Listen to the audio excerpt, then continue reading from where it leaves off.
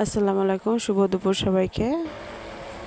আপনাদের সামনে চলে এলাম একটা নতুন জিনিস নিয়ে। অবশ্যই সবাই এটার সাথে পরিচিত, কিন্তু আমার সাথে এটা নতুন।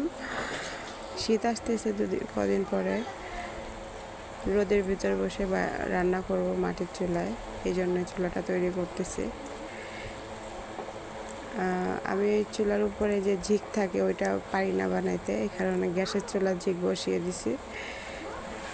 তো আমি নতুন হিসেবে কেমন হয়েছে এটা বানানো আপনাদের কাছে প্রশ্ন আমার, আপনারা জানাবেন প্লিজ।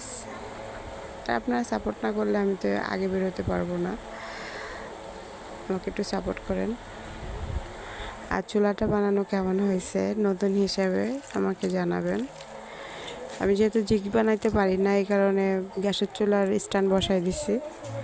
এটা একটা নিউ প্রসেস, তো কেমন হয়েছে আমাকে সবাই জানাবেন।